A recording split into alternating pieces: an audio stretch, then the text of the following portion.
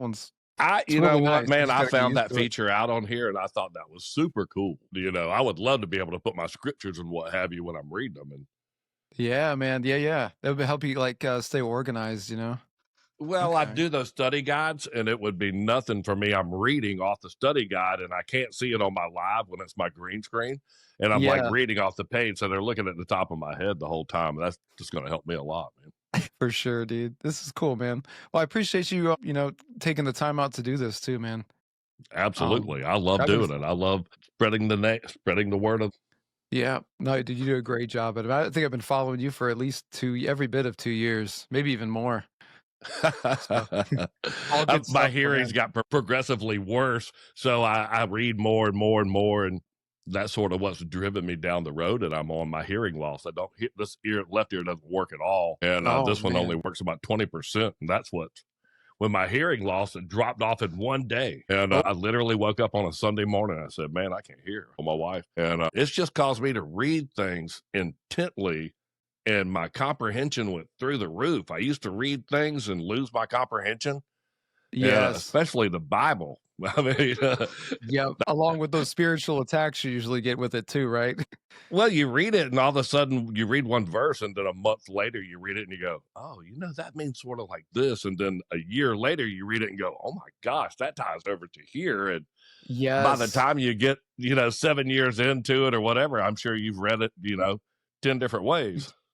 Yeah, no, absolutely, dude. And that's one thing I always tell everybody too. It seems like, when you read it in your teens, it's different than when you read it when you're married with kids. And then like as you get older and older and you progress in life, like your life experience itself, literally the Bible's been saying the same thing, but like you're taking it differently, and you apply And it differently, which is it awesome. is. And a lot of You know? times we had to listen to the stories, and I was always good with listening to the stories. And Yeah. the thing that happened with me when I went deaf, I couldn't hear nobody tell me the story, so I had to read it. And I was like, wait a minute. You mean David wasn't a little shepherd boy that couldn't wear the armor? He was actually a warrior. And Yeah. some of the things, that we had been taught, you know how that ark had animals going up two by two? Right. Yeah, those were the unclean beast, man. It was 7 by 7 were the clean beast. And I'm Wow. just like Okay. going, any pagan back in the day, 100, 200 years ago, would have lit. I They went, would ha, have two known by that. two, ha ha, little pagan joke. Well, Yeah. those are all the unclean beast. Dude, I But think that's probably the coolest part about, that's why I like following you and you've always been doing it, is that you deep dive into the Bible to a point where like most Christians, they kind of bypass all of these small little like nuances in the Bible, But you they found a do. way to break it up and then put them back together like puzzle pieces, and the revelation hits harder, It's Bro, great. that's what they do with the seals, man. They take the seals and the trumpets and the bowls. So there's 21 things going on, and they hodgepodge these things. You could never put them together, and I did. I put it together. And you, when you lay them out every 1,000 years, I did a whole chart that I've been doing these podcasts on with my son, and it just Yeah. lays out the seals and when they were broken and how the trumpets announced that was going to happen and what the bowl of wrath that happened during those periods. And when you Right. understand one, you can connect them all. But it's So based on that, man, how close to the end do you feel based off your studies? well, it's not even studies. If you know that the devil was incarcerated for 2,000 years, Right. know the first time that he was put in for 1,000 years and he must be released for a little season. Right. That means that he's going to be put back incarcerated.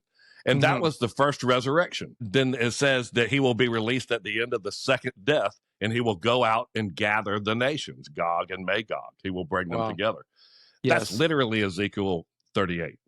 So whenever people start trying to say, where are we at in the end times? I'm like going, you can read right down the book of Ezekiel and it tells you, you don't have to peacetime it. It tells you in the book of Ezekiel where we're going, when the gate's going to be sealed up, and how far we've got this 70 weeks. So it is the seventh day. It is the 70th week. It's 7,000 years. And it is the 7,000 year is when it's going to be the Lord returns. To answer your question, the devil Mhm. gets released after 2,000 years.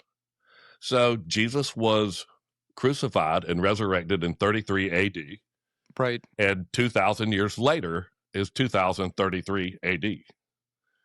And So this is the time where obviously Satan is kind of just roaming, doing his thing. He's out well, of a lot of people say Satan's supposed to be, I see Satan, he's got to be out doing his thing. Not necessarily, because in 1,000 years after he was released for a little season, and this is Revelation 20, people skip this one all the time.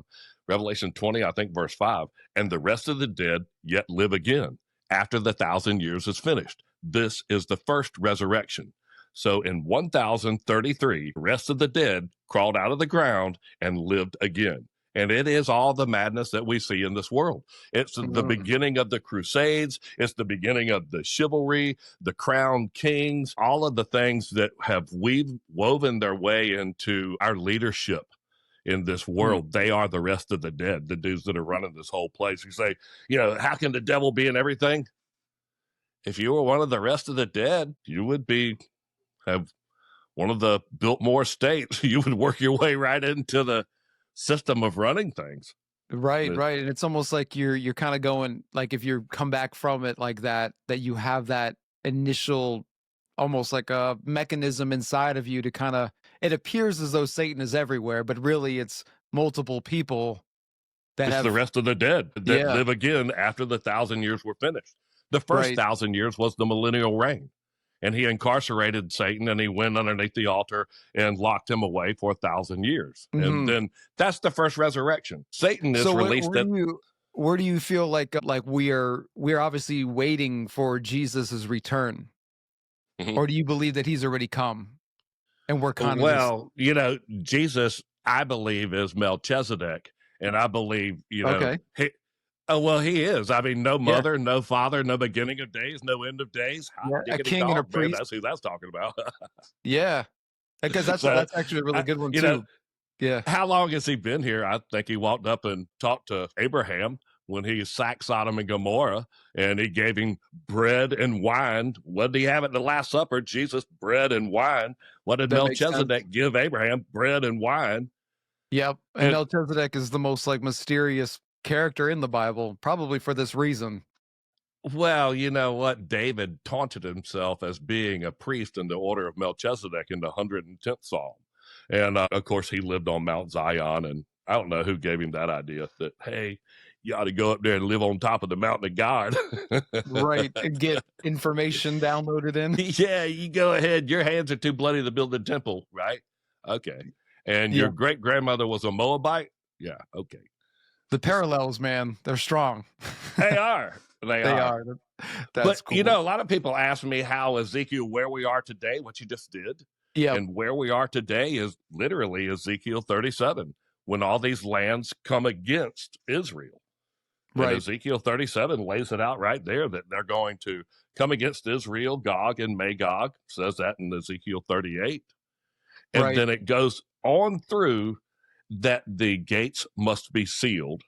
And that's really where it sort of puts into a time parameter. I think this is really neat. I think it's Ezekiel 44 when they seal the gate. The Eastern Gate, right?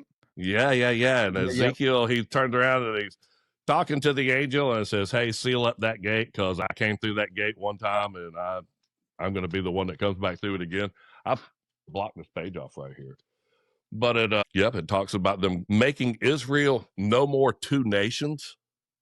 Hmm, And it's because it right now is the Muslims own the temple and the Jews are not allowed to even go anything past the Western Wall. So to yes. marry this together to allow us to all go into one place is Ezekiel 22, 37, 22. But as they join Magog and Gog, which is Gog is the leader of the land of Magog. So Okay. it's not two things coming. Gog is the leader of the land of Magog.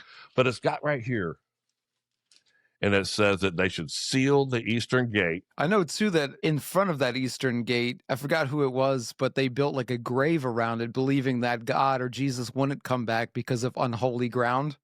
I'm getting ready to smoke your egg with that one right now, man. I'm Yeah. going to tell you something because it says it right here. So he said in Ezekiel 44, then he brought me back the way of the gate outward of the sanctuary, which looketh toward the east, and it was shut. Suleiman shut the gate. Okay, that Ooh, guy you're talking about who's sealed yes. in that gate, Right, right. that's where the Gihon Springs came out of the side of Jerusalem, man. That was where the holy waters ran out and where Melchizedek would have let the lame and the blind, everybody, it was a stopping depot. And, Yeah. that's why they said anoint Solomon by the Gihon Springs. It's mentioned in Genesis 2. Gihon is a big deal. It ran all the way around and into the Dead Sea through the Kidron Valley. And that's going to Yeah. be chapter 47 in And the that was book the of water source, Ezekiel. right? Yeah, well, it Yep. says that that's what the water is going to run from underneath the threshold out of the eastern gate in the end days after the 70th week. But you hit a note and you said that the Suleiman sealed up the gate. I wrote some dates down for you. Yeah, yeah, yeah. This is Hold on. cool. This is cool because this is going to tell you. This says the word 2024. Just a minute. Might be Daniel. It is Daniel. In Good old Daniel Daniel. 9, I'm so Yes. sorry. That's Prophecy. crazy. Because it's the next book and all my tabs are right there. But the people talk about the 70 weeks. Okay. That's Daniel 9, chapter 9, verse 24, the 70 weeks. 70 weeks is 490 years. That's Yes. how they would calculate that. Right, right. Right underneath that, though, it says that the prince shall be 7 weeks and 62 weeks, and the street shall be built again, and the wall even in troubled times. Just know that that is 69 weeks, and that is 483 years. And 483 years ago is exactly when Suleiman built and closed in the eastern gate. Right, right. So 7 years from now will be 490 years, which will be the 70th week. And that will be 70 times 7, 490. That's 2031. Wow. I So remember too, somebody told me, I believe it was Jason, Rabbi Jason. Oh, I forgot his last name. I can't believe I forgot it. But he basically did one where it was talking about the bread, and 490 was like a number of like completion or something like that. I saw this the other day and was sort of talking, you know, with somebody going, what's 70 weeks? So I've got that with my charts and breaking the seals and 1,000 years and 7,000 years. I was doing my 7 thing. And Yeah. it was like going, well, 70 times 7 weeks is 490. Right. So, and I'm like going, okay. So what happened 490 years ago? Suleiman, he filled in that gate. Okay.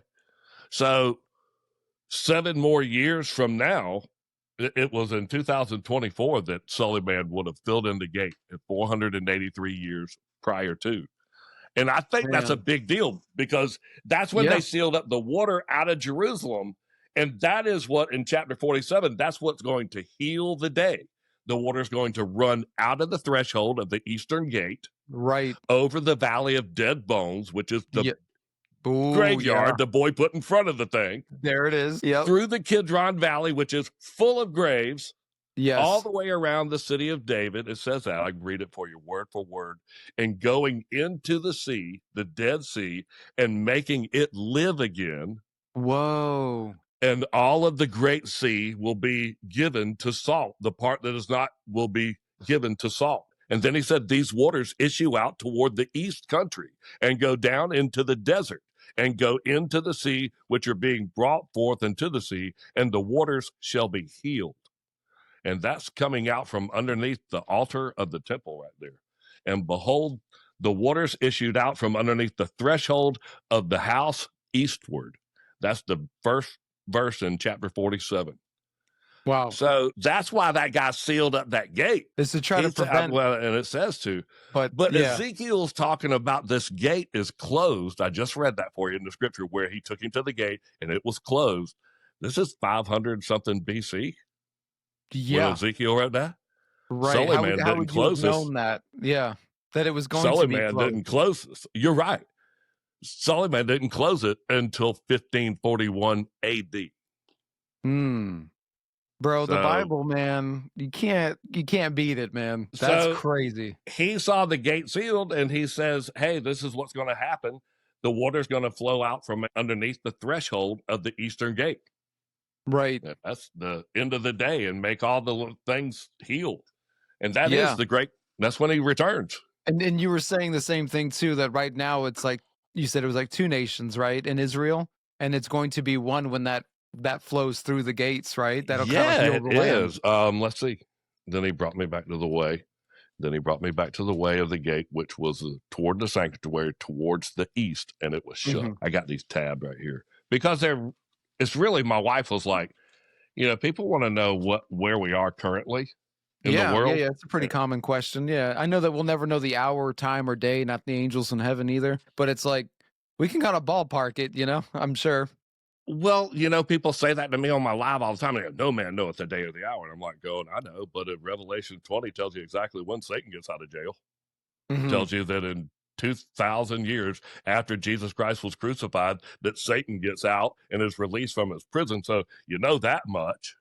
Right. And Jesus Christ was crucified in 33 AD, and 2,000 years later is 2033. So I'm from Georgia, but I can add that right on up. You're right, And right. and Yeah. people are sort of skipping that. No, these things haven't happened yet. Yeah, absolutely, man. Yeah, you just see these things that are the bowls and the tribulations and the star that Yeah. fell and the The wars, the rumors of wars, all that stuff. It's rumors all of wars, the bowls and all that stuff that have been spilled and the trumpets that have been blown already. I mean, when was the yeah. only time that the water, when every living soul died in the sea? Yes. Noah. Yep. Okay. You know Right, what'll right. smoke your egg is that every living soul died in the sea, and whenever the waters receded, all of the dead bodies would have been on the beach and in the cities and all this stuff or whatever, and then running into the rivers, and the rivers would have been as blood. Right. That's And true. that's the only way you're going to get a mountain into the sea, because it says right there that the water went over the mountains. Right, the tops of the mountains. Yeah, yeah. The These are the the highest points. So, I mean, when you sort of pair up those things, that's where I put those different trumpets. They say, when was the water poisoned? That's when David and they sealed up the water of the Gion. But I can tell you, it's an interesting story to pair those together to see where we are, because the seals tell you that we've broken the fifth seal. I mean, that was when he went under the graves and released the souls. Yeah, from like what do they call it, Abraham's bosom, right? Like when he died and went down into hell, he pulled He the went into soul from the hell, dead. Revelations chapter 20, and then it reads through that he went in and he relieved those that were beheaded for the witness of Christ, and that's Right. John the Baptist. And Yes, Matthew 27:52 says, and the earth did quake, and the rocks did rent, and the graves were opened, and the bodies of many saints which slept arose and that's went true. through the city streets of Jerusalem and were Right. seen by many. Yeah, yeah. So That was during the Jesus same Christ time when Jesus was resurrects. walking. Right, right. He resurrects, and all of the saints walk through the city streets of Jerusalem and reign with him 1,000 years, the millennial Mm. reign. And that's Matthew 20:52. Right. Well, like, was it when Jesus came back and he brought the saints with him? Because I do remember that, because even people could recognize the people. Like, they weren't all like, decomposed. It was like they understood exactly who these people were. So, like, are you saying that you believe is the millennial reign? Because I thought he was up there for like 40 days, wasn't he, before he actually ascended into heaven? Well, going into those people that we're talking about, he was on the earth. People say like he left us. Jesus never left us. So every day that That's he's true. on the planet, his reign. Yes, But people quote, "Hey, where's the millennial reign?" He pulled those people out of the grave. They crossed the Jordan with their white robes. It says it right there. The martyrs underneath the altar on the fifth seal, I believe that it is. And they crossed the Jordan and dipped their robes in the Jordan and washed them, and those, I wow. believe, are the saints that were pre-elected. I mean, that's the way I've sort of put this thing together. You read the apocrypha of the New Testament, and it tells you that same thing. The Gospel of Nicodemus, it tells you about two of the people that got out of the graves on April the 3rd, 33 AD, when they had an earthquake and an eclipse, and the moon was darkened, and the sun did not give its light, and the rocks Wow. did quake. All of that happened on April 3rd. You can go look it up in the chart. April 3rd, Wow. Of 33 course, you're AD, not there going to was an see. earthquake. Yep, you're not going to hear any of that on the mainstream. So you got to kind of deep dive into that stuff for sure. They shut me off all the time with that stuff, man. You start pulling facts out and throwing it to them. Go to your little website and look it up and see if there wasn't an earthquake on April 3rd, 33 AD. It's Wow. just, See, that this is like happened. this is why you know that the Bible is true, and we're on to something obviously about, but even just believing in Christ. You know, the truth is the truth, and the world just does not like it. It shuts it down every which way you try to talk, man. It's crazy. Well, he's doing a good job at it because, my dad, Jill's dad, is a Pentecostal preacher. And Right. he used to be. He's 80 years old now. And he told me one time, he goes, don't you think the devil would know the Bible the best? Yeah. And man, that hit me so hard. I was like going, of course, he's been here the whole time. And Yeah. it made me start studying. Okay, we have canon where you can say things are canon and things are Right. not canon. And they would say, who wrote it?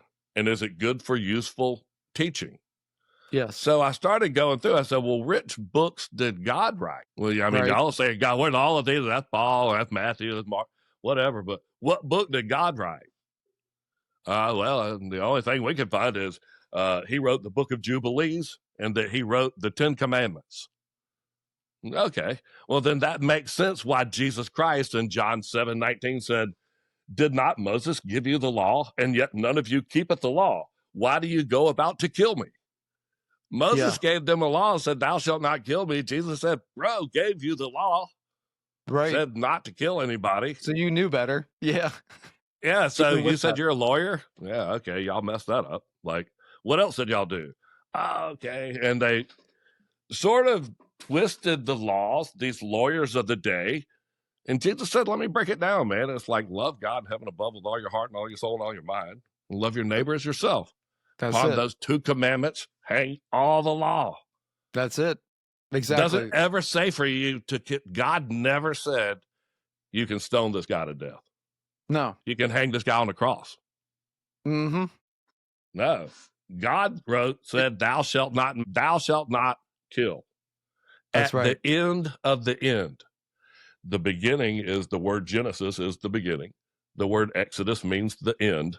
So at the end of the end, he wrote, thou shalt not kill. Moses wrote Leviticus that gives you 30 different ways that you can stone somebody to death. And I'm not so sure that it wasn't just the Levites that put that together. Right. But Jesus spoke in John, which I love the book of John. Yeah. Oh, That, yeah. It's one of my favorites too. like, I still think John's here. When it says at the end of the book of John, well, what's it to you if He'll I never want him to see. live until my return? That's right. He'll never see death. Right. He was the disciple that would never see it. Well, they So. boiled him. Didn't they boil him in oil in Mm-hmm. the Colosseum, converted a bunch of people, and then they said, we're just going to have to put you on an island, man. You're just Right. one of Because those he's just guys that not we can't dying. kill. Then maybe time itself might kill him. But yeah, out of all people, I do think that there's definitely, if anyone's still around, it's him. And then who was the other one? Was that Elijah, right? That was taken up by the chariot. Yeah. Those two, I believe, might be the 2 witnesses at the end too. The olive Enoch and branch and Elijah. the If yep. you read the book of the Gospel of Nicodemus, which is one of the people that helped handle Jesus's body, Right. they knew 2 people that had died and their graves were empty. And they found them in the Gospel of Nicodemus. And they said, what are you doing here? And they said, we came to write this book for you. Give us both some paper and let us write. And they wrote this exact account. But one of the pieces that they wrote, and it's the Gospel of Nicodemus, it's in the New Testament apocrypha. But one of the things that they said was, and one of the people, when they walked into paradise, the 144, after they had dipped their Right. robes into the Jordan, said that they walked into paradise and they said, who are you 2 guys that haven't tasted death yet, that weren't with us in the ground? Ooh. And they said, well, I'm Enoch. That's my boy Elijah over there. And we were taken up alive so that we could fight the Antichrist in the end time. And then he's going to kill us. And then we'll be taken up alive in 3.5 days after they leave us in the street. So Wow. they were pulled out for a reason and kept alive so they could fight for us. Yeah. And So So there's actually three people then, right? You got John, Elijah, and then Enoch. Well, you're talking about John being a witness? Well, yeah, because I really don't know 100% who the two witnesses are, but I do like when you say it like that, and you think Old Testament, you think Enoch and Elijah for sure, because Enoch really saw quite a lot, like so much so that he wasn't even allowed to write some of that stuff down, right? Or was that John? Dude, he saw some stuff, man. And then he Yeah. tried to plead a case for him, and they went all crazy because he said, dude, that ain't going to happen, man. You're not going back. And I think they freaked out, and God picked them up and was like, all right. Y- Let's Yeah, get yeah, you yeah. out of What was there. it? 200 angels, right? The fallen angels when he was doing the petition for them, right? To see if they can let Yeah. him back into heaven. So, which book would you conveniently lose if you were the fallen angels and you happened to be roaming around on the earth or the rest of the dead? Which books would you lose? The ones that literally called out you by name and the leaders that defied God by name? Yeah, Yes. really? You got that in chapter 1? Scrub that book, bro. Come on, man. Let them Right, find that right. somehow in a cave. Yeah. You know what I always found was really interesting in the same discovery when they found the Dead Sea Scrolls, a lot of people, a lot of even Christians today, they don't like to acknowledge the fact that the Book of Enoch was in there too. And Book I of always Enoch found that 1 was in there. interesting. Yeah. It was in the It's top like 10 of when they numbered the amount of manuscripts. Psalms was up at number 1. The book of Jubilees and the book of Enoch were in the top 10, and just below Genesis and Exodus. So Enoch 1 and the book of Jubilees were like 8 and 9. I did the top 10. They were. wow. They were more than the Isaiah scroll and all that. Wow, man. See, that's crazy because I feel like God has the perfect timing, right? So in at least our world, in our generation, yours and mine, especially with this, because God's kind of timeless. But the Book of Enoch, and the Book of Jubilees, and Jasher, and all these other ones, they really have been like screaming at me to uncover and dissect because it's you got your 66 books, but I think there's really like 82 of them if you count the apocrypha and all the other missing books, right? Like in the Ethiopian library. I got that Ethiopian book, and I mean, boy, I mean to tell you, it's full of. They got Enoch 2, 3, 4, and 5 printed text, wall to top, and it's really is so overwhelming.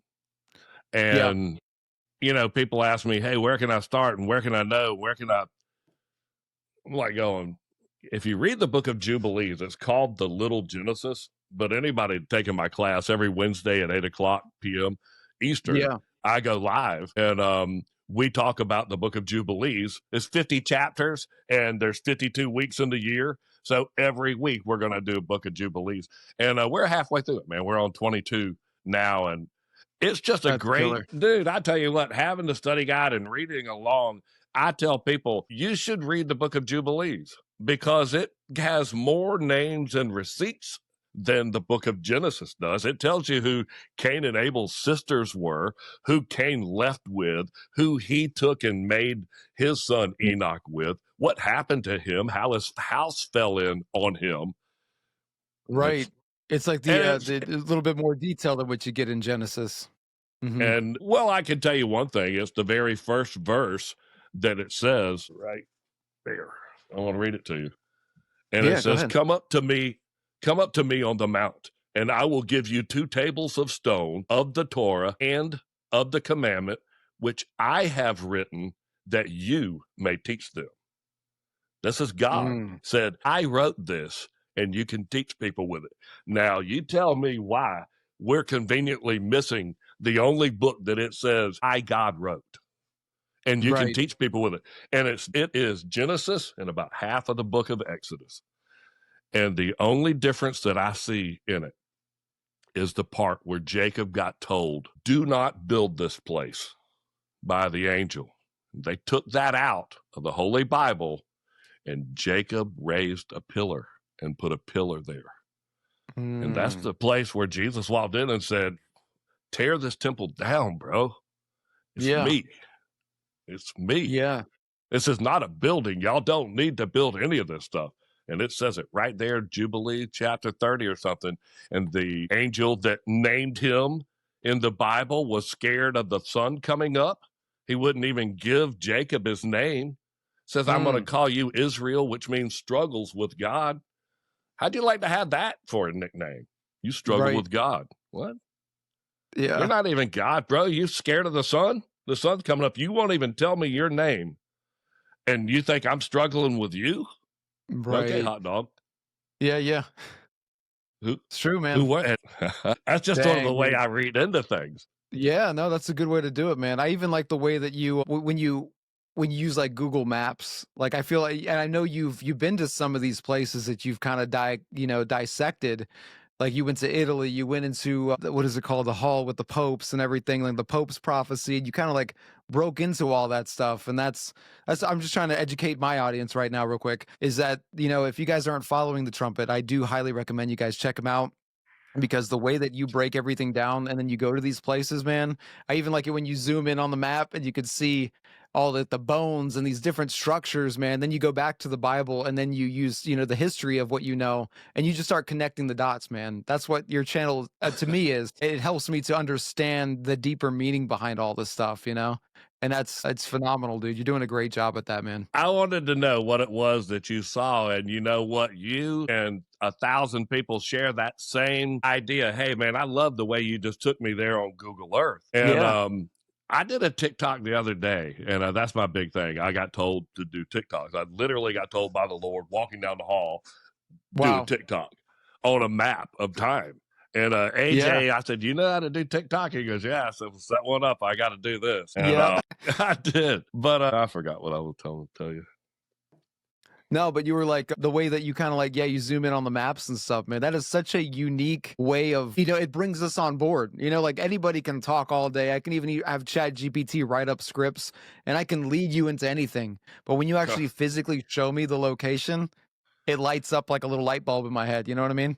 So I read the apocrypha all the time. And in the first book of Maccabees, in the first chapter, it talks about how the Maccabees built these 7 pyramids and raised all these pillars in a town of Modin, which is there until this day. Okay, so I look up where Modin is. It's 20 miles outside of Jerusalem. And bro, you go there on Google Earth, and there are 7 remnants of these pyramids outside of Jerusalem.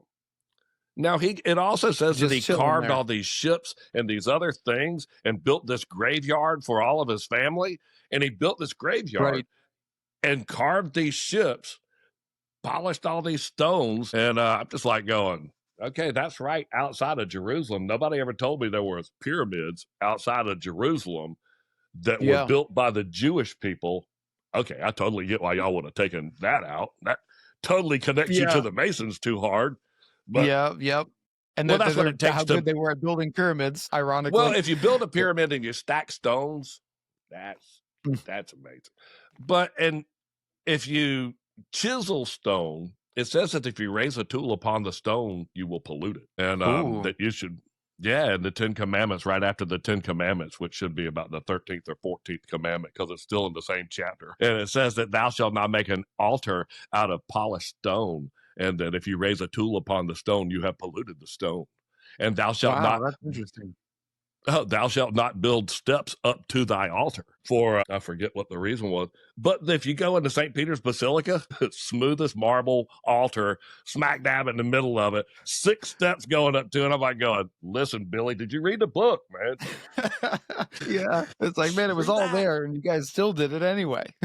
You and that guy Solomon, man. I mean, he didn't never read that part about the king shall not gather much gold. He shall not have many horses. He shall never return to Egypt. He shall not have Yes, many wives. You would have thought somebody would have told him and said, hey, man, these are all the things a king shouldn't do.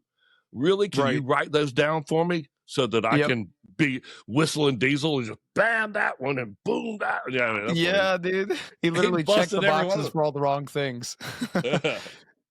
That's But crazy. he But just busted every one of them up, man. And I'm just wondering, what was he reading, man? yeah, What was his advisors telling him when he had 700 wives and 300 yes, concubines in the right. temple? It's Oh, your crazy, house man. is on top of Mount Zion? Yeah, You mean you live on top of the mountain of God that's 110 foot higher than this temple? And you right. just get to walk out on your back porch and see what we're doing? This Yes, courtyard of the women? 700 of us right. here? Okay, hot Hmm. dog. Yeah. Yeah, and this is supposed to be the wisest man, right? So like He that was makes you wiser than wonder. the kings of the East. Okay. So that Yeah, kind of and that's separates it a little bit, well, right? all the Bubbas went to the east. When Cain left, he went out to the east to the land of Nod. That's where Right. all the bad things happened, and that's where the three wise men from the east came. They came to Right. see The Jesus Magi. Christ. They were like going, "Dang, he's going to tear everything up, bro." And Yeah. he was smarter than the kings of the east. And Right. I like the way that it sort of sequences that, because a lot of people go, "He was smarter than everybody in the whole world." No, not really. Wasn't really Hmm. smart. When if you're really smarter than anybody in the world, you would have known the Bible, and you would have known never to return to Egypt, never to collect many horses, never to gather much gold. Yes. You gathered 666 talents of gold from the people while you were making 180,000 people work inside the mountain for 40 years. Right. People say, "Where's the Maybe he third had to temple?" I'm go like, through all of that. "Do Maybe he had what?" to go through all that just to write Ecclesiastes. Like you have to have the pride, almost like the pride before the fall, but he kept record of both of them. So now we got a full scope Exactly. of like what to do, what not to do, and the outcome of what it does. You Well, know? it tells who David's advisors were, and it tells who Solomon's advisors were. And I'm like going, "Y'all, dude, y'all had the books, man. Y'all had the education. Why didn't you tell the king you should never return to Egypt? You should never have this many wives. You should never gather." And unless he was just Yeah. trying to do something wrong. I mean, Yeah, yeah. I remember reading too the like at least one of the reasons that he had 700 wives is because he was really big into trades and exotic spices and exotic animals and stuff, and he used the Mediterranean Sea to kind of like a port and go to all these different areas. So the reason he had 700 wives is not that he like slept with them all, right? But or consummated with them all, but rather that he did it almost like I guess back in those times it was like a contract. So if I marry, this woman over here in this particular country, now I have access into the legal rights of that country for trade ships and things like that. So I don't know if he ever like I know he had 700 of them because the Bible says so, but I don't know if he actually enjoyed it the way, like how men are thinking, right? It was more so just for those kind of like political reasons rather because I think he only loved the one wife, right? Like the Ethiopian wife, I believe it was. that's the one he talked about and wrote the book about in the Bible about putting his hands all over her. Um, I Yeah, yeah, yeah. Song of well, I Solomon, I mean, think the it was, right? truth is, may he have used that for negotiation purposes and to expand his kingdom. It still is written in the God breathed word that you were One supposed to man. be exuding over the people. And somebody said you were the smartest guy in the world. And you didn't even know that literally that's the third book of the Bible, bro. I mean, you're Yeah. busting rules literally one by one. Bam, bam, bam. There's like 10 of them. Yes. And I'm like, And I okay, think so come up with the excuses. Why did much gold? Why did you need so many horses? What, when God said, if you have an enemy, bro, you'll wake up dead. You do my thing. You do my thing. I said, thou shalt not kill. Anytime that I had a problem with somebody, they set the ark out there and they woke up the next day and went, man, you see all that? Everybody's dead, like the cats and the dogs and all that. That's how yeah. God rolled. I mean, he didn't say and kill on this instance or go. If he told you to go wipe somebody out, go wipe somebody out. But Saul, he didn't do that. He left the kings alive and he left some of the people alive and they Yes. waxed Yeah, him. yeah. Right. You know what? The thing about having the king was if that they had really read the book, God said to Samuel, you know, do they really want a king? A king is going to tax them, take away their wives and their children, make them go to Right. war. And he went back and he told them, and they said he'd come back to God. He goes, yeah, man, they said they're all in for the king thing. And he goes, well, and he goes, I feel That's when he bad. gave He him goes, Saul, don't feel right? bad. That was with Saul. Yeah. Yeah, it was Samuel. I'm sorry, thank you. Oh, And Samuel, that's he right. Yeah, told yeah, yeah. Samuel the seer, and he told Samuel the seer, hey, don't worry, man. They didn't reject you. They rejected me. They Right. rejected God. Yep. So And they Saul, paid the price for that one then. well, Saul led for 40 years. David led for 40 years. Solomon led for 40 years. 40 years is how long you Mm. test punishment in the desert. 40 years is always a tribulation. It's always a test. And Saul David and Solomon, all 40 years each, exactly. Shut up. Those dudes were. You weren't Man, supposed dude. to have a The king. numbers, bro. Yep. And God gave him, and it seems like it just you see God's grace and favor in it too, because clearly, Saul wasn't the best, but then neither was David 100%, but he was better than the last, and it's like it progressively got a little better, but still not perfect. And man, it's just, there's so many lessons in that, dude. It's crazy. It is. And if you think about it, David, he went in through the water gate up underneath Jerusalem and snuck into Jerusalem to overtake it. And it says that Right. if you do That's not is enter that in through the front, Hezekiah's tunnel? do what? Isn't that called, was it the Hezekiah's tunnel, right? Like Yeah, it's like yeah. That's what a they took the water guy source. on Springs. Right, exactly. They took Hezekiah took the guy on Springs. But before that, it was where the water came out of underneath the threshold. It was where anybody could just walk up to Jerusalem and drink fresh living water, and all the lame and the blind would have come to Jerusalem. That's why when they said Right. the lame and the blind will keep you from taking that place, and he goes, I'll have them slayed. They are hated of my soul. And then he goes through the water gate, which he does not enter through the front gate, the same as a robber and a thief. And he comes Yeah. through the back gate, sneaks in, overtakes Jerusalem, has the lame and the blind slain, and then he goes Yeah. and builds a house, a palace, on top of Mount Zion that the masons of Tyre built, and says that their king, Hiram, was in the garden of God. That's in Wow. Second Kings. I'm just telling you, that's David, and then they built it with these cedars, and you can read about all the trees and the cedars of Lebanon and which ones were good Wow. trees and bad trees. And they That's built that whole palace out of the cedars of Lebanon, plated with gold.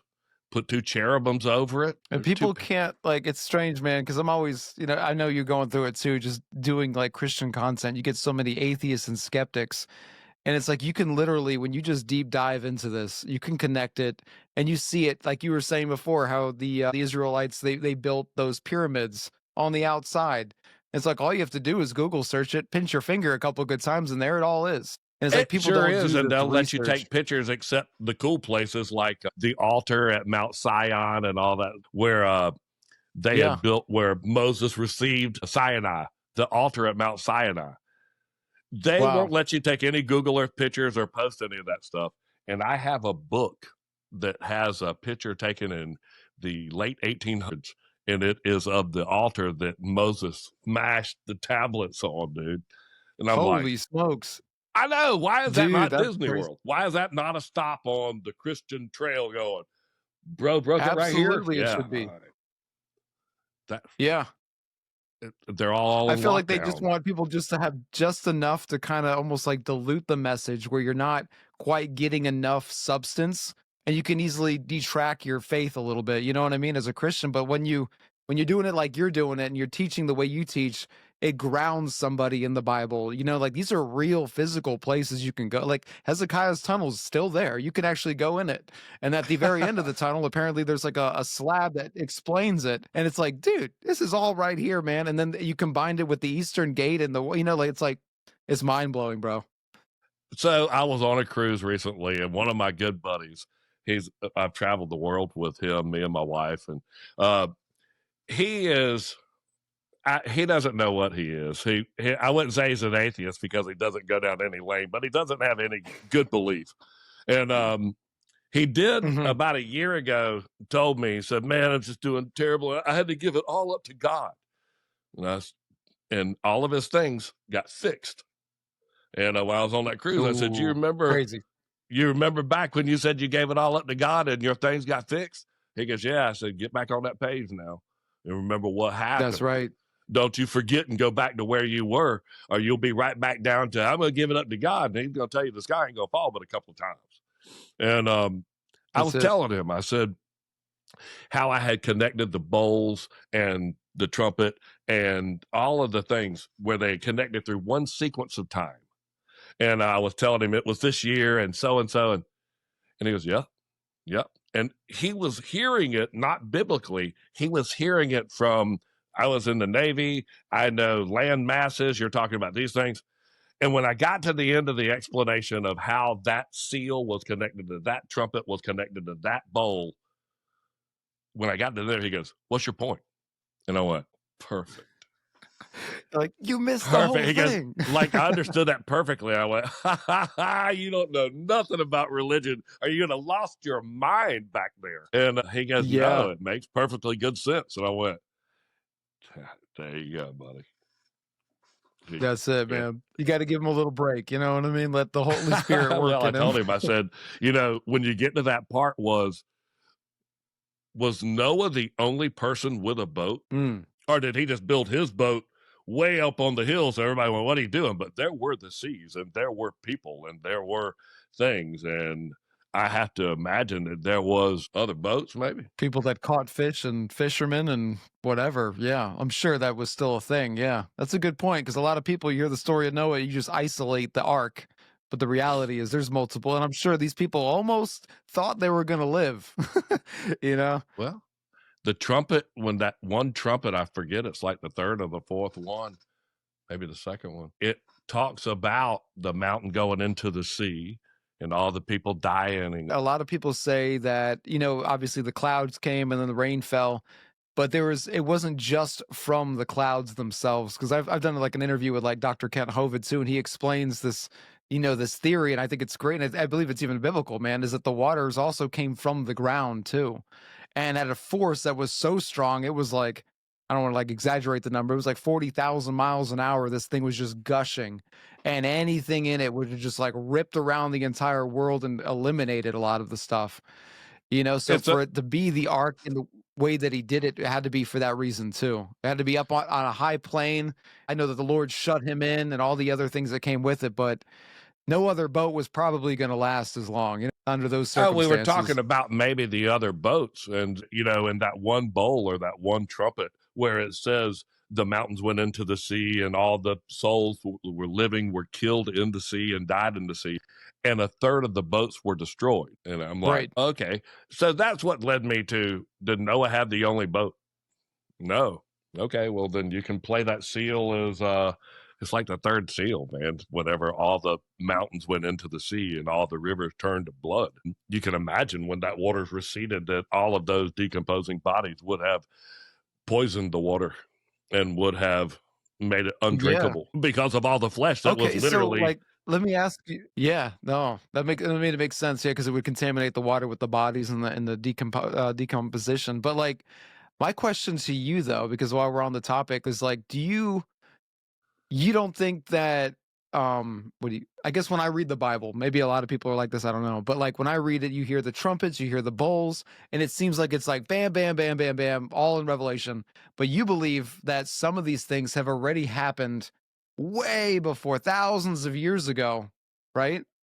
Oh yeah. And you believe that some of these things have already poured out onto the earth When I and we're explained it to not. my son, it broke his brain, because he literally understood it exactly who the white horse was in the first seal, who wears many crowns. I mean, and this heaven's thunder. And then the second seal is the red horse of war. And they were given power to make swords. That's the fallen angels. That's the watchers. It's 1,000 years later, 3,000 in the years of Jared.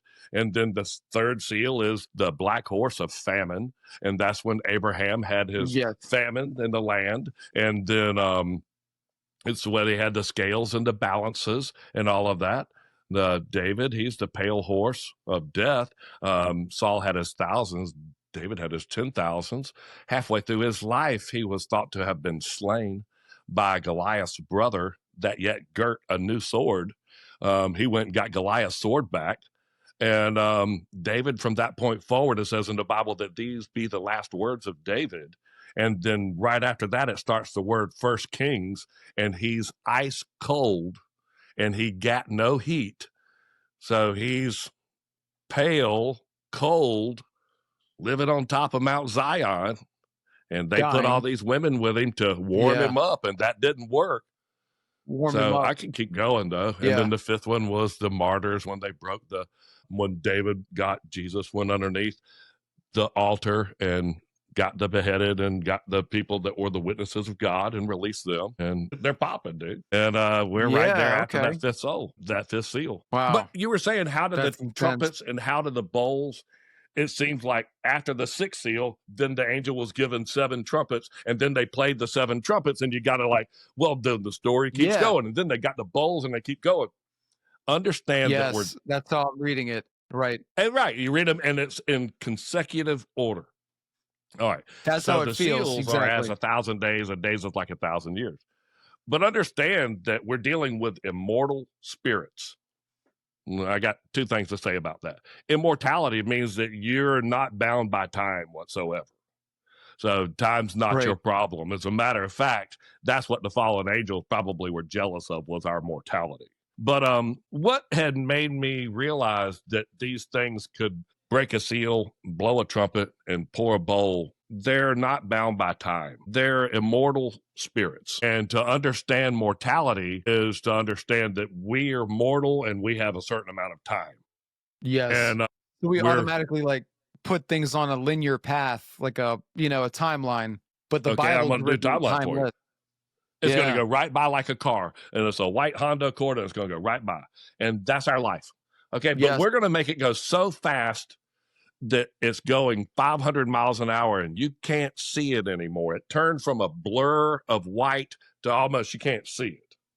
But me and you both know that if you walk out in front of that Honda Accord going 10,000 miles an hour, you're Yes. toast. Okay, Yes. that's because it has existence and it has matter. All right. Now, if that Honda Accord was a spirit, you wouldn't get hit by it. And the fact that you can't see it is the fact of time. Time is what gives it its existence. So the fact that you can't see the Honda Accord when it's going 10,000 miles an hour is the fact that you can't see how fast that is. You can't see that time. Okay. But the fact that you're going to walk out in front of it, so an immortal being is not bound by time. They're not have anything to do with that. They're 10,000 miles an hour right in front of you all day long. The only reason they're not hitting you and wiping you out is because they're a spirit and not a physical mortal being. So they're an immortal spirit that can, their actions, we're reading in the book of Jubilees, their actions carry forward and backward immediately. Right. And any decisions they make or they're bound to, it's stuck in that infinite. It's done, dude. They don't have it. Man, I'm waiting on this. You're immortal. You're not coming from anywhere and you're not going anywhere, bro.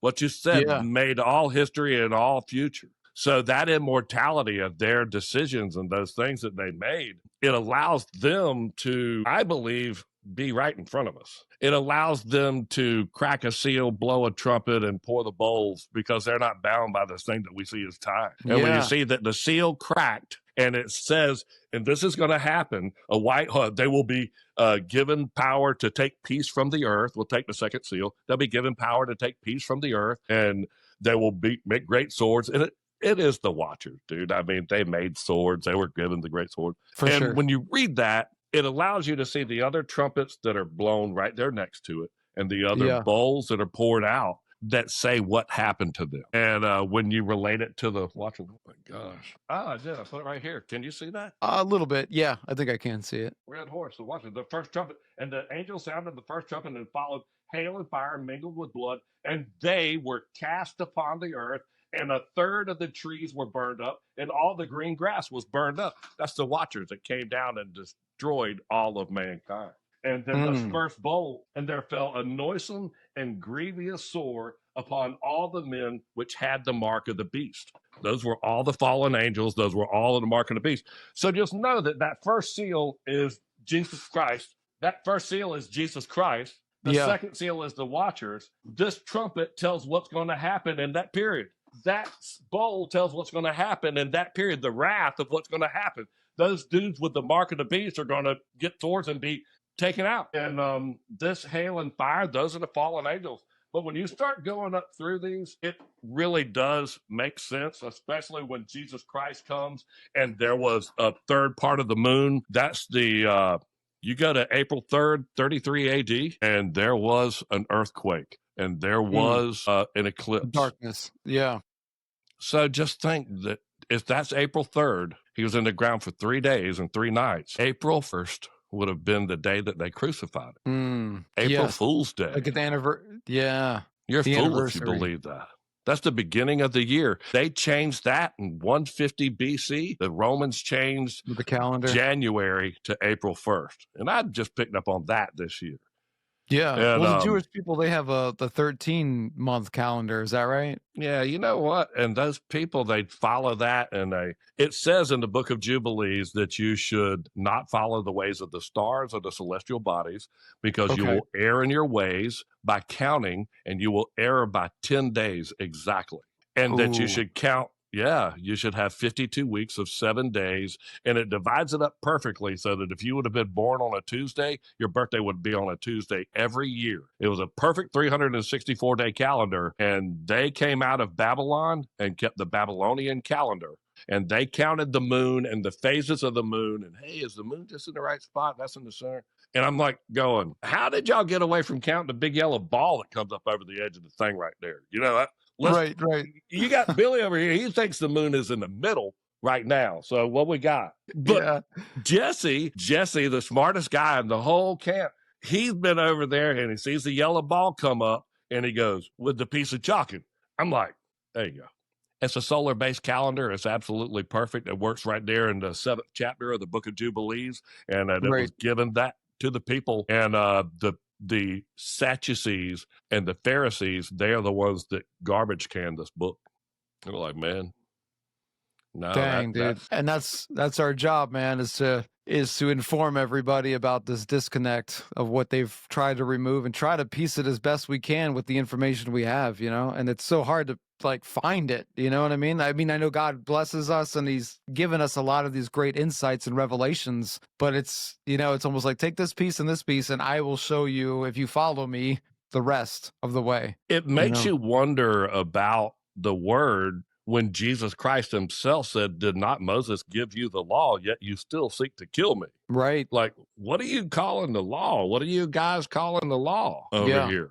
And that's when you knew that their mind is corrupted, for them to even forsake it, knowing what it is. It's crazy. Well, the third book in the Bible, right after the Exodus, says, thou shalt not kill. The third book of the Bible says, hey, we can stone you to death if you do this wrong. And if you do this wrong, we can stone you to death. And that's who the people were talking to. Jesus was talking to, saying, didn't he give you the law? Why are you still trying to kill me with these perversions of the law that you've manifested? Yes. Every testament and every scripture is God-breathed and useful for teaching and correcting or rebuking. But we go, okay, they're good for teaching and rebuking. Yeah. All right, let's talk about Solomon. The word is right there that said, I don't care why you want to go get a bunch of wives. I don't care why you want to get a bunch of gold. You're supposed to set an example that you're reading this word. Not hold a kid up in the air and say, cut him in half. Yes. Yeah. I remember that story. But it's true. It's like he was almost like he was wise in his own ways, you know, at some point, you know, and that's what got him into the trouble he got into. Well, me and you both try to tell people where we're at today. And as you know, me and you learn something new every day. And I've learned things today, just talking with you and reading this book and making preparations to come into this meeting. Yeah. And people say, where are we at? If you read Ezekiel 37 through 47, and you know that, well, it's talking about Jerusalem, it says it right there. And you know that Gog and Magog and all that stuff is coming around. Right along with the chapter of Daniel, when I explained the 70 weeks earlier. Yeah. And how 493 weeks or whatever, 490 weeks, years. And then it's 483 since that guy built that gate and closed in that gate. Remember the Suleiman, he sealed in the closed gate, the eastern gate. Yes. And it's just all of these things I feel like, and I'm just learning this. So it's not like, yeah, I've been knowing that for years. I'm just like going, what happened 490 years ago? Well, this guy sealed up the eastern gate. Oh, you mean the one in the end times that the water's supposed to come underneath the threshold? That King Hezekiah blocked up the water so that nobody could enjoy the waters of Jerusalem and made it go into the pool of Shalom and stagnated the water and stopped the well? And all the people that wanted to be healed had to go to the pool of Shalom. That used to pour out of the eastern gate, bro. We need for everybody. Yeah. Chapter 47, the lame and the blind would come to be healed from the living waters that will heal them all the way through. Crazy, man. Dude, this is good, man. I do appreciate you, man, breaking this stuff down. I just had like, I got you here. Actually, I got a couple, just one or two questions if it's cool if I can ask them for you, man. Or to Absolutely. you. All right, let me see here. Let me just ask this one for the audience. What is one Bible truth, and feel free to pick anything you want, Bible truth or a hidden gem that you found that most Christians miss? Like anything you can think of, man. I went on my search to who wrote what books of the Bible. Nobody knows who wrote the book of Hebrews. And when you read the book of Hebrews, there's only one way to talk like that. And half of every one of those sentences are a piece of the Psalms. And if you get a computer to break it down for you, you can realize that God is speaking and he's reading through that with different verses out of the Psalms and different sentences out of different verses and putting them together perfectly.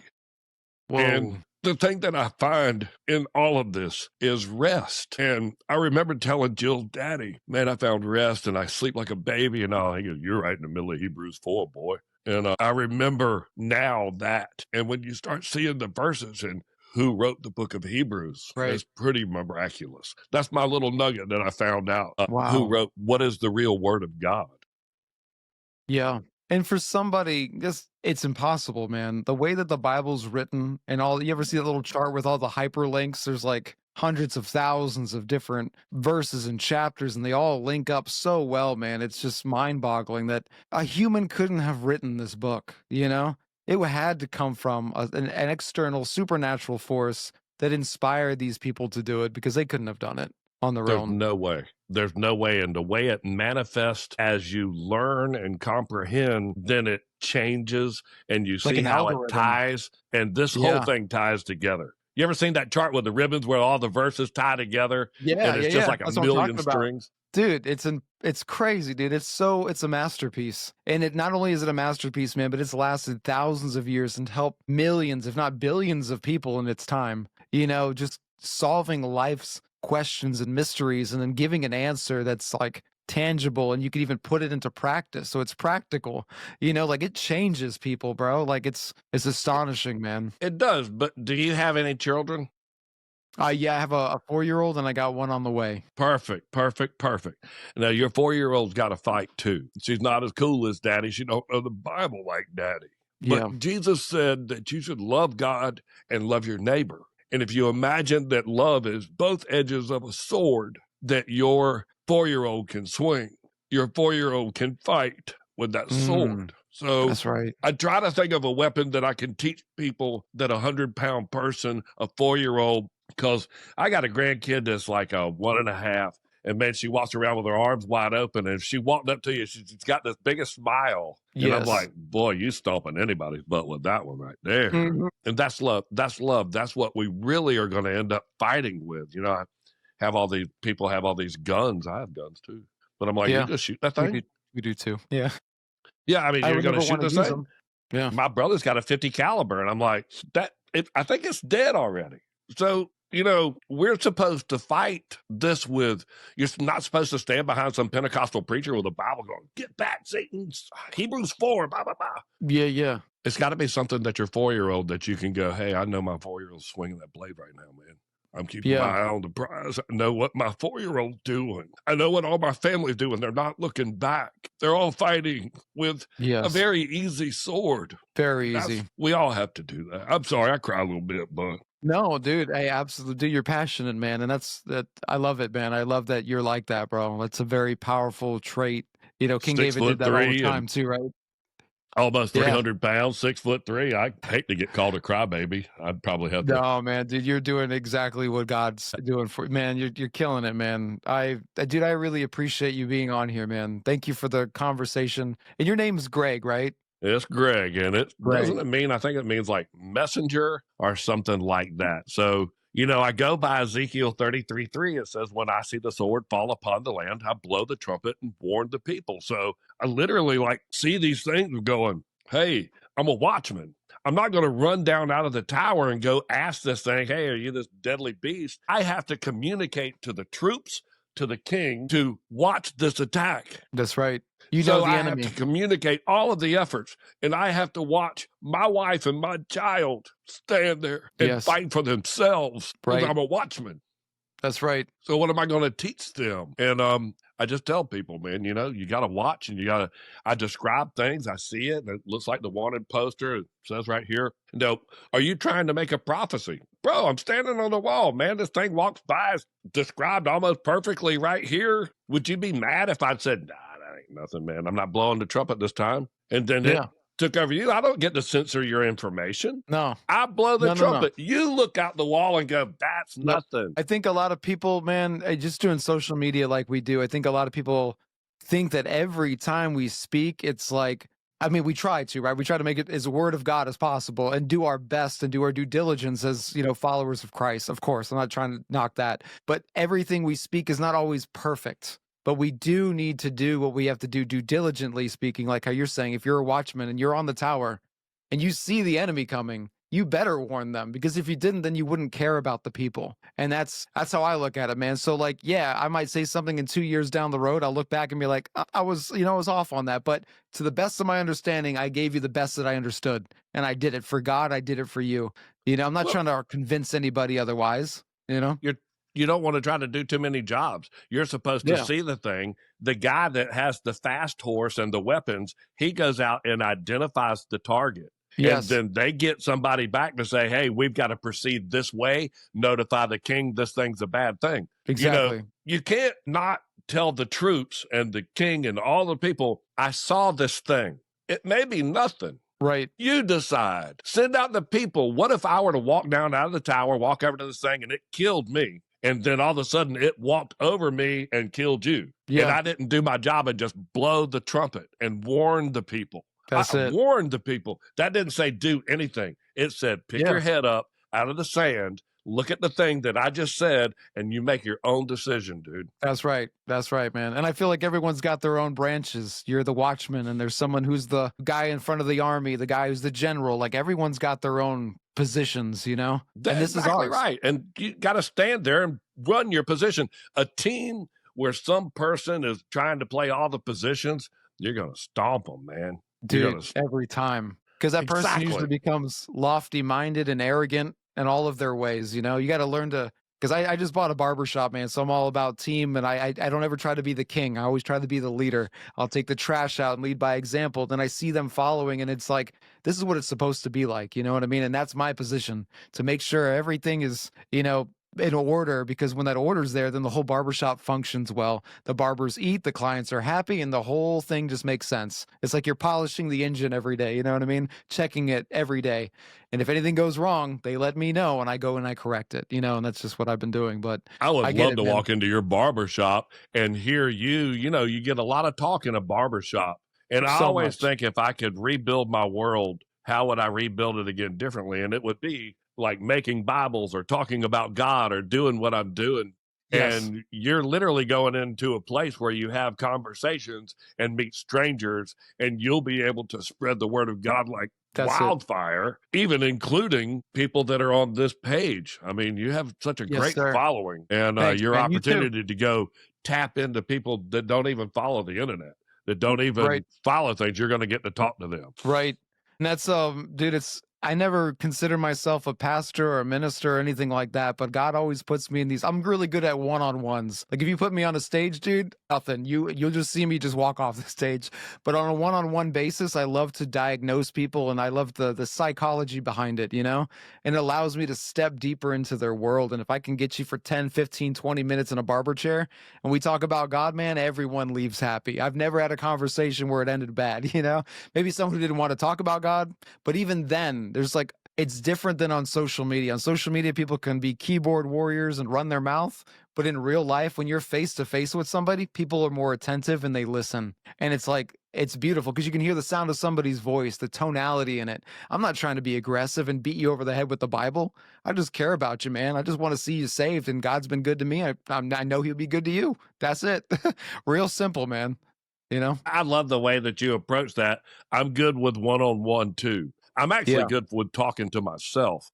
And I didn't realize that. I get on live and people like going, where are you going, man? I'm just like, hey, look, a squirrel in 2 seconds. And then I'm talking to Greg over there, man. But Yeah, dude. it That's does. funny It though, spreads the bro. word, and that's what we got to do. That's all we're called to do, man. Just lead them to the fountain of living water, right? The bread, which is Absolutely. Jesus Christ, man. You wanna go ahead and we'll end this, and I will we'll say a little prayer on the way out, man, if that's cool. I would love to, man. I certainly appreciate everything that you've given me the opportunity to talk about.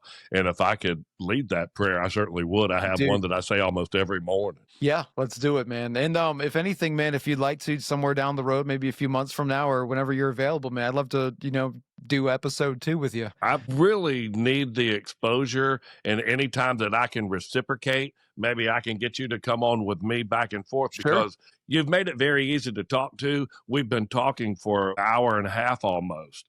Yes, And sir. that's a very good talent that you have to allow two people to communicate. And I Thank think that you, Lord.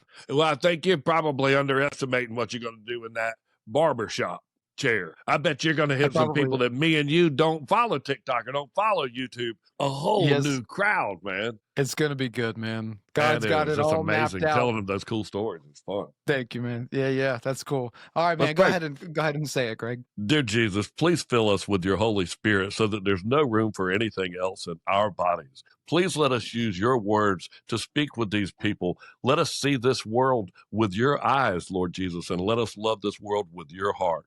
Please let us be alive and working in you in your return and giving meat in due season.